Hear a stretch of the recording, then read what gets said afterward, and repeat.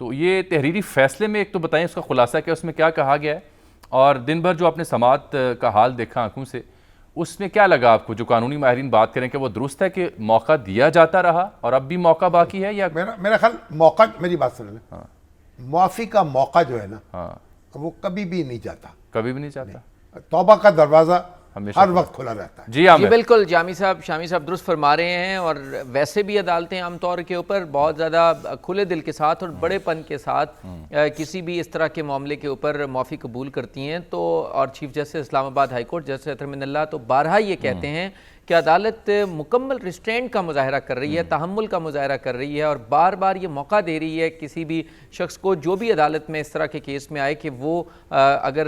कोई apology tender करना चाहे, माजरत करना चाहे, माफ़ी मांगना चाहे, तो उसको अदालत बड़े खुले दिल से तस्लीम करती है। और chief justice Islamabad high court ने तो अगर ये कहा जाए कि 2 मरतबा मौका दिया खुले दिल से अदालत ने इमरान खान को, तो वो दुरुस्त है कि दोनों मरतबा अदालत ने बार बार ये कहा कि हम ये समझते हैं कि अगर उन्होंने किसी भी तरीके से उनसे गलती हुई है और वो इस मामले के ऊपर अगर कोई क्लियर मौक़िफ़ के साथ माफ़ी मांग लें और अनकंडीशनल अपॉलॉजी कर दें, तो ये मामला ख़त्म हो सकता है। लेकिन अदालत ने यह भी कहा कि ऐसा बिल्कुल नहीं होना चाहिए कि किसी भी शख्स की कोई अना है या कोई उसकी ज़िद है वो बहुत बड़ी है, बल्कि ये कानून और आइन की बात है, आइन सबसे सुप्रीम है और कानून। और अदालत ने यह भी कहा कि ये हम किसी एक शख्स के लिए नहीं कर रहे, बल्कि ये अदालत ने यह कहा कि अगर ये हाई कोर्ट के किसी जज की होती, या मेरी अतहर मिनल्ला साहब ने कहा कि मेरी अगर होती, तो मैं कभी भी इसको ना नोटिस लेता और ना ही इसके ऊपर कार्रवाई आगे बढ़ाई जाती। लेकिन वो जो खातून जज हैं जो ज़िला कचहरी में कितने मुश्किल हालात में वो काम कर रही हैं, उनके बारे में एक ऐसा शख्स जो एक इतनी बड़ी पार्टी के इतनी फॉलोअर्स हैं उनके,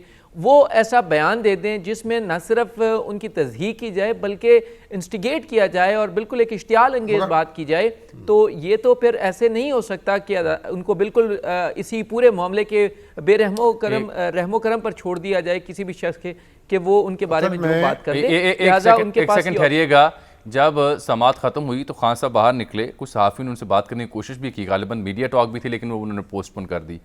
तो पूछा गया फैसले पर क्या कहेंगे, तो फरमाया कि उन्होंने फैसला करना है, अब क्या कहूँ। जी बिल्कुल, उन्होंने ये कहा कि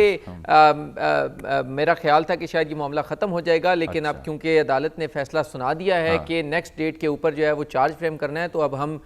जो भी मौक़िफ़ होगा वो कानूनी टीम के साथ मुशावरत के बाद करेंगे। लेकिन इमरान खान इस तमाम तर कार्रवाई के दौरान बड़े बेचैन बैठे रहे, अदालत में 3 घंटे वो बैठे रहे, और इस तमाम तर कार्रवाई के दौरान वो बार बार ये चाहते थे कि मैं खुद रोस्टम पर आकर बात करूं, लेकिन उनके वकला उनको मना करते रहे। और बार बार क्योंकि जजेस भी सवालात कर रहे थे जो उनके वकील हैं आमिद खान से, तो इमरान खान इस सारी कार्रवाई के दौरान बड़े बेचैन रहे और वो खुद आना चाह रहे थे, लेकिन उन्हें वकला की तरफ से इजाज़त नहीं मिली। और उन्होंने ऐलान भी किया था कि मैं मीडिया से गुफ्तगू करूँगा, बड़ी अहम बातें मैंने बतानी हैं। लेकिन जब ये फैसला आया, कार्रवाई हुई और ये फैसला हुआ कि उन पर पर्दे जुर्मायद होनी है, तो उसके बाद फिर बड़े गुस्से में वो रवाना हुए और वो फिर वहाँ से चले गए। उन्होंने कोई मीडिया टॉक नहीं की और ना ही किसी सवाल का जवाब दिया, और उन्होंने यही कहा कि जो भी मामला होगा आप कानूनी, बहुत शुक्रिया जी। आगे हैं जी असर रहीम साहब भी और आसिम साहब भी आ गए।